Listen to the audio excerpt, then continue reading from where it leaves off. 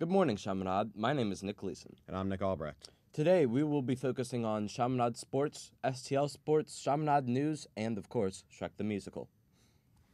So, what's going on around Chaminade?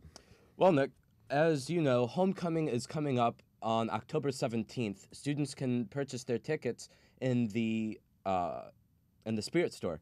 Also, we have the Gray House and O'Donnell House soccer tournament, which will be going on next week after the very coveted dance-off. That is very hopeful competition. Also, Spirit Week is coming up next week, so please talk to your deans and captains as to what the themes might be for that. So, Nick, tell me, how are the Chaminade sports teams doing? So, the Chaminade football team locked up first place in the districts last Thursday as they beat University City 43-27. So, because they won the district, they'll have a first-round bye in the playoffs. So, we'll see who we end up playing. This week, actually tonight, they're down in Cape Girardeau to play. So that's a long road trip for them. I'm not envious of that road trip. Around Chaminade, the soccer team drew John Burroughs, scoreless tie, 0-0. That was on Wednesday night. So they're 14-4-2 on the season. This weekend they'll play in Jefferson City against Jefferson City and Kickapoo. The Chaminade hockey team has gotten off to a fairly decent start to the season. They defeated Vianney 3-0 in the Top Hat tournament. Also, they drew the Westminster Wildcats 1-1 last night. This past weekend, the hockey team actually hosted a AAA club team from Omaha, the Omaha Junior Lancers. They came to town to play the Red Devils along with the Vianney Griffins. On the road trip, the Lancers were 7-1, defeating Chaminade in 4 games and Vianney 3-1.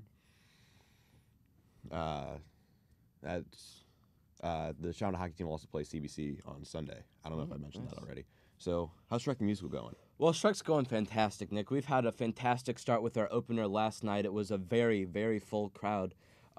We have some of our best actors in the best spots possible.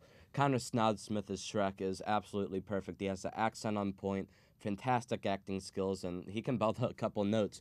We have a brand new Chaminade thespian who is playing Fiona, which was kind of a shock to most of us, but she is doing a fantastic job and is a brilliant singer. The comedy relief in this is by far our very own Ryan Ellerman, who is playing Donkey. And as well as a special shout out to Blake Becker, who is playing Lord Farquaad on his knees, by the way, which is very fantastic. We've come quite a long way from even just the beginning of last week. We were a little bit shaky, but we definitely pulled together and got a lot of what we needed to get done, and we are looking forward to our next couple performances. So when are the performances this weekend? Those performances will be on Friday tonight from 7 to about 9, and at the same times for Saturday. All right, sounds good. I'll have to come and check it out. Absolutely, please do. So how's the STL sports team's been doing? So the Cardinals are in the postseason, as usual. We got swept by the Braves this past weekend. We had already locked up the first spot in the National League, so who really cares that we didn't even score a run against Atlanta? It'd be nice to score a run. We'll play Chicago tonight. Chicago defeated Pittsburgh 4-0 the other night. So we'll play Chicago tonight at 5:30, and on the other NL side, the Dodgers will host the Mets. Also tonight, I think a little bit later since it's in LA. I don't remember the exact time of that game. I want to say it's about 8:30. On the AL side, the Houston Astros defeated the New York Yankees 3-0 in the wild card game. So they'll play Kansas City, who they actually played last night in the first game. Houston came out with a 5-2 win. It was a good game from what I saw of it, which wasn't much. And then the Toronto Blue Jays fell to the Texas Rangers 5-3. The Rams had an impressive game this weekend. Yeah. 7-point underdogs against the Arizona Cardinals on the road. They escaped with a 24-22 win, including 17 points off of turnovers, including that amazing interception by Janoris Jenkins off the helmet in the end zone. It was amazing.